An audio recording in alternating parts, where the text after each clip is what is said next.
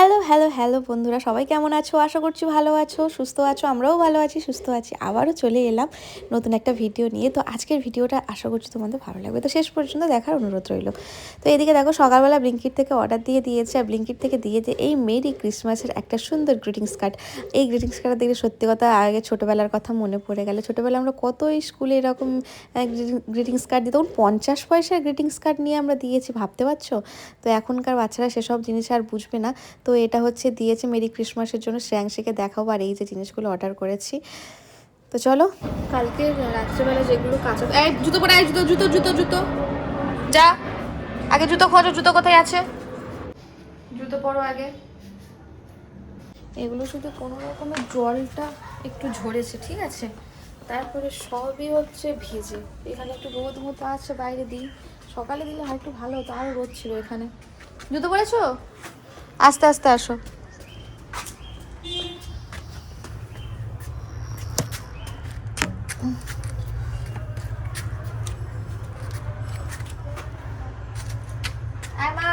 ওইসবের ওপর উঠিস না, ওখানে ব্রেন পেন আছে, পড়ে যাবে। এই দেখ, ওগুলোর উপর উঠিস না। ওপারে দেখ কোনো বেড়াল টেড়াল আছে নাকি, দেখে যা। মেয়াও বাচ্চা আছে, দেখে যা। যাবো? হ্যাঁ, ব্যাটারি লাগবে।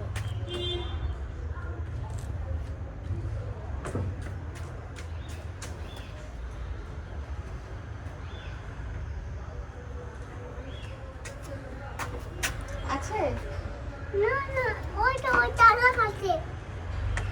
নেই? আবার ওখানে উঠেছো, মাম্মাম বারণ করেছি না তোমাকে আমি? তুমি বারণ করলে শুনছো না কেন বলো তো? মা বারণ করলে শুনতে হয় মার কথা। কই নাও। বলে কিভাবে নেব? আমি তো কিন্তু কাজ করছি না, তো কাজ করলে আমি বলে কিভাবে নেব? শুভ সকালে তুমি তুমি কেমন খুশি আছো? আমিও ভালো আছি, সুস্থ আছি। দেখো মামা কি করছে, দেখো।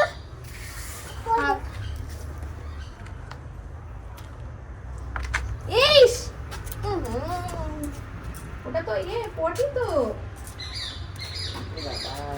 দেখো সকালে আমিও ভালো আছি, সুস্থ আছি। দেখো মা কি করছে, কাজ করছে। তুই এটাতে হাত দিলে তো পটি। ইস, এই তাড়াতাড়ি আয়, হাত ধুবে, কল থেকে হাত ধুবি, আয় আগে তাড়াতাড়ি। নোংরাতে হাত দিয়েছিস। আমি আমি আমি মানে যা পাবে সেখানেই হাত দেবে, চলে। আমিও দেবো। তুই হাত ধো তাড়াতাড়ি, দূরে দূরে দূরে থেকে দূরে থেকে দূরে থেকে। ইস, জুতোই পরবে, আস্তে করে, জামা যেন না ভেজে। বুঝেছ? তাহলে হাত মুছে নাও জামায়। আর যাস না, যাস না। এই হচ্ছে আমার আরেক জীবন। আমি এখানে চলে এসেছি ফুল গাছগুলোকে টেক কেয়ার করতে। তো আজকে তোমাদের আমি বলবো, আমাদের জীবনটা না পুরো একটা যাযাবরের মতো। যাযাবর মানে যারা ভাড়া ঘরে থাকে তাদের জীবন বলে আর জীবন রইল না। তো আমরা এখানে একটা ছোটো ব্যালকনি আছে বলে সেই জন্য কিছু ফুল গাছ নিয়েছি, লাগিয়েছি এখানটায়, টবে বসিয়েছি।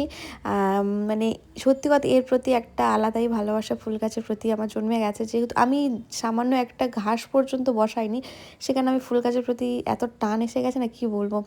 তো আমি খুবই যত্ন করি গাছগুলোকে। আর এখন আমার এত কষ্ট হয় না পরবর্তী দিনের কথাগুলো ভেবে। কারণ দেখো, এখানে আমরা আছি ভাড়া দিয়ে, তো এখানে একটা ব্যালকনি আছে বলে আমরা গাছ নিয়েছি।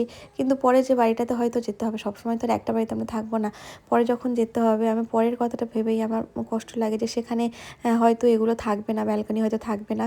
তো আমি সেখানে তখন গাছগুলো কিভাবে লাগাবো। আর আরেকটা কথা বলতে, এখানে যে উপরের গাছগুলো দেখতে পাচ্ছ কার্ডবোর্ডের বক্সের ওপরে রাখা আছে, কার্ডবোর্ডগুলোকে না জল লেগে ভিজে গেছে, কোনো সময়ে ভেঙে পড়তে পারে। সেই জন্য আমি আজকে কার্ডবোর্ডগুলোকে সব সরিয়ে দেবো, দিয়ে সব গাছগুলোকে নিচে রেখে দেবো। আমাদের টেবিলও নেই ওরকম মাপে যে তার উপরে রেখে দেবো। আমার খুব ইচ্ছা একটা ছোটো বেঞ্চ করার জন্য, যাতে গাছগুলোকে রেখে দেওয়ার জন্য, বা ফ্লিপকার্টে বা কোথাও একটা অর্ডার দেওয়ার জন্য গাছ রাখার কোনো বেঞ্চ টাইপের। তো সেই পরের কথাগুলো ভেবে না আমার সত্যি খুব কষ্ট হয়। হয়তো এখন আমরা যে ঘরটা আছি সেই ঘরটা অনেক বড় সড়ো, ব্যালকনি আছে, দোলনা টাঙাতে পারছি, মাম্মাম খেলা করতে পারছি। কিন্তু পরে যখন সে ঘরে যাব, কোনো ঘরে যাব, সেখানে হয়তো এগুলো থাকলোই না। সত্যি কথা, আমাদের মানে আমার খুব ইচ্ছে হয় নিজের একটা ঘর হবে, ব্যালকনি হবে, নিজের মতো করে সাজাবো, নিজের মতো করে ঘরের জিনিসপত্র কিনবো, সাজানো জিনিসপত্র কিনবো। লোকের ঘরে থাকলে কি হয় বলো তো, সেই জিনিসটা আর হয়ে ওঠে না। একটা জিনিস কিনতে গেলে না 10বার ভাবতে হয় যে এই জিনিসটা কিনে রাখবো, পরে যদি সেটা কাজে না লাগে বা অন্য যখন ঘরে যাব সেখানে যদি সেটা ফিট না খায়। তো এই সমস্ত হাজারটা চিন্তা, সমস্ত কিছু মানে একটা কিছু সামান্য একটা কিছু জিনিস নিতে গেলেও না আমাদের 10বার ভাবতে হয় যারা আমরা ভাড়া করে থাকি।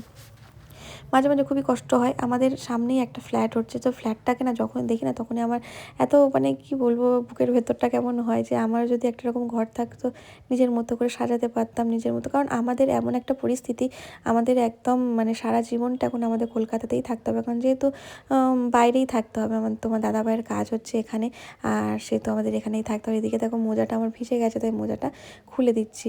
আর এই গাছগুলো না যখন নতুন কুঁড়ি বেরোয়, যখন নতুন পাতা বেরোয়, আমার সত্যি খুব ভালো লাগে, কারণ আমি নিজে হাতে কখনো গাছ এঁকেছো? লাগাইনি, গাছ বাবা। যত্ন করিনি। বাবা এঁকেছো? আচ্ছা, বাবার কোনটা কি ওটা এঁকেছো ওটা বলো। চোখ কই দেখো, ওটা কি? ও দুটো কি? তো তারপরটা কি? নাক, নাক কোনটা? হ্যাঁ, তারপরে ওটা কি? ওটা কি? গাল আর তারপরে এই দুটো কি? এটা কি? এটা কি? গাল আর এই কপালে এটা গোল মতো কি দিয়েছো? টিপ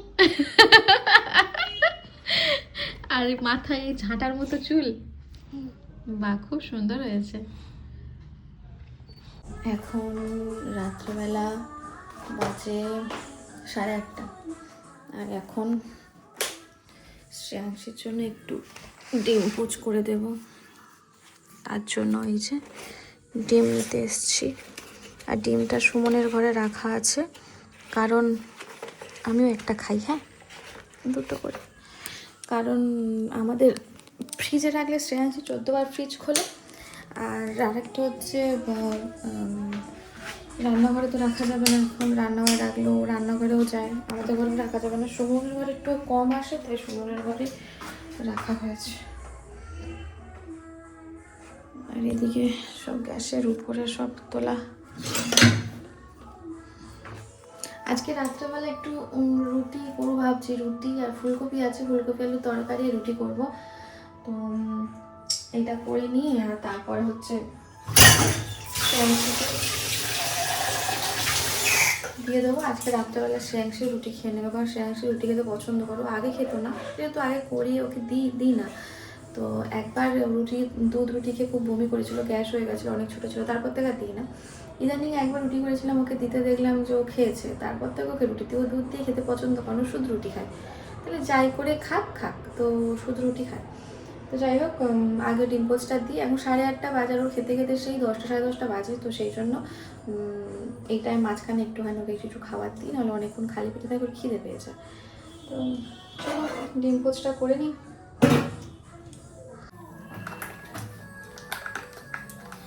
তেল নেই, তেলটাও কেটে ঢালতে হবে।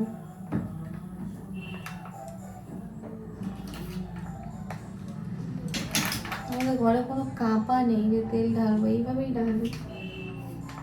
কয়েকদিন ধরে শ্রেয়াংশীর জন্য লাড্ডু বানাবো, কিন্তু লাড্ডু আর বানানো হচ্ছে না। আমার কাছে না কোনো কাঁচের বয়াম নেই, তো লাড্ডুটাকে করে না কাঁচের বয়ামে রাখতে হবে। তো রাখলে আর কি ভালো হয়, আমার কাছে সব প্লাস্টিকের বয়াম, তো ওই জন্য আর কি বানানো হয়ে উঠছে না, আর ওর খাওয়ানোও হচ্ছে না।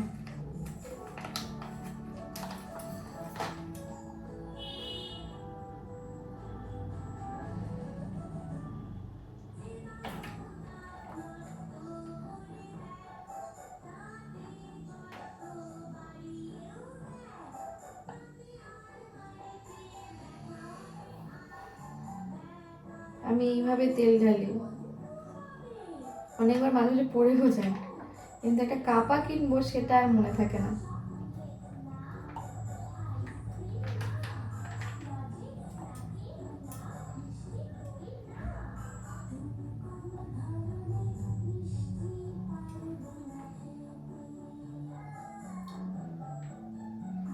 এখন না তেলটা একটু কম থাকে মনে হয়, নাকি কি জানি।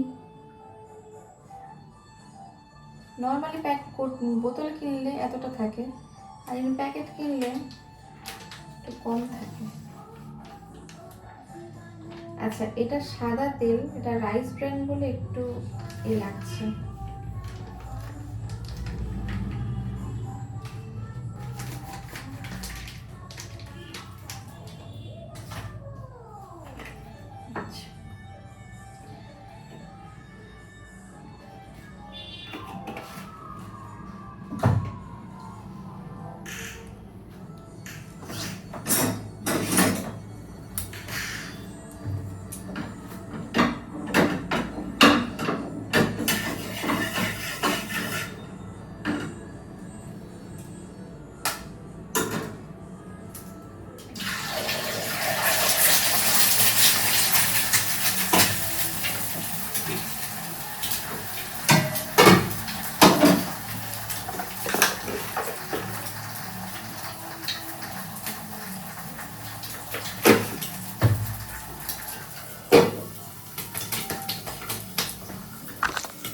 রুটি করব বললাম, তারপর যখন আটার প্যাকেট দেখছি এইটুকানি আটা, তো এটাতে জোর 5-6টা রুটি হবে হয়তো, কিন্তু আমরা 3 জন, আমাদের 3 জনের মিনিমাম সুমনের 4টে,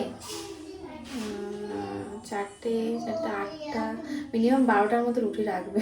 তো আবার আমি ব্লিঙ্কিতে আবার অর্ডার দিলাম আটা ফাটা এইসব।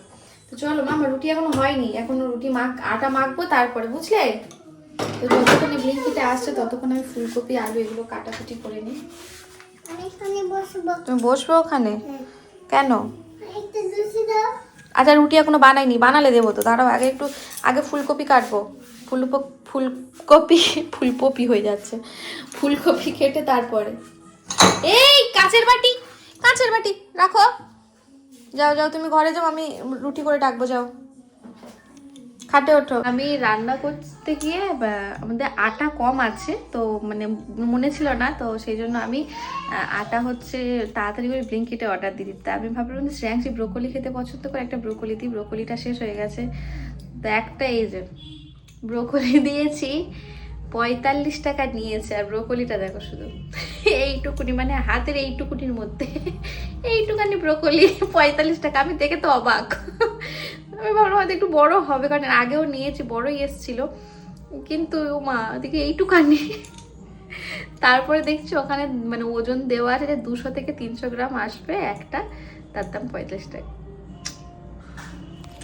এখন আমি দেখো রুটি করতে চলে এসেছি, আর আজকে না অজান্তেই না প্রচুর রুটি হয়ে গেছে। মানে আমরা যেখানে 10-12টা রুটি হলে আমাদের হয়ে যায়, সেখানে আমাদের আজকে 15-20টার মতো রুটি হয়ে গেছে। তো ঠিক আছে থাক, কালকের আবার খেয়ে নেওয়া হবে। আর হিসেব করে মানে মেন কথা আছে, আটাটা একটু বেশি পড়ে গেছে, তো জল দেওয়া হয়ে গেছে, সেই জন্য আর তুলেও রাখতে পারবো না। আর আমাদের বাড়িতে প্রায় অনেকদিন পর রুটি হচ্ছে, আর শ্রেয়াংশী না রুটি খেতে পছন্দ করে। ভাবছি আজকে ওকে রুটি আর দুধ খাওয়াবো। তো ও না দুধ আর রুটিটা আলাদা আলাদা খায়, একসাথে যে মাখিয়ে দিলে যেটা খায় ও খেতে পছন্দ করে না। ও রুটি শুধু খায়, দুধ শুধু খায়, মানে এইরকমভাবে আর কি খায়। ও যেভাবে পছন্দ করে আমি ওকে সেভাবেই দেওয়ার চেষ্টা করি, কখনোই জোর করি না। আজ পর্যন্ত ওকে খাবার নিয়ে কখনোই জোর করি না। ও যদি 1 গালো খায় তো 1 গালো খাক, কিন্তু শান্তি করে ভালোভাবে খাক। তো সেই জন্য ওর খাবার নিয়ে বেশি ঝামেলা করতে হয় না, যেটুকু খায় সেটুকুই খায়, বা গোদল বাটি ধরে চেপে চেপে ওসব কখনো কিছু করতে হয়নি। তো এটাই একদিক থেকে আমার সুখ। তো যাই হোক, এদিকে দেখো অনেকদিন পর রুটি হচ্ছে, তাই উল্টাতে গিয়েই আমার হাত কাঁপছে। আর শ্রেয়াংশী বারবার এসে খালি বলছে আমাকে, মা রুটি হয়েছে, মা রুটি হয়েছে, খালি এই করছে। তো তোমাদের কাদের বাড়িতে কি রান্না হয়? আমাদের না বেশিরভাগ রুটি হয় না, আমাদের ভাতই হয়। কারণ রুটি হয় না, ভাত হলেই সবাই বেশি পছন্দ করে, কারণ সারাদিন কাজকর্ম করে, তো রাত্রেবেলা বাঙালি মানুষ ভাত যতই তুমি রুটি খাও যাই খাও, একবেলা ভাত না হলে তাদের যেন মনে হয় যেন খায়নি, মানে এরকম একটা ব্যাপার।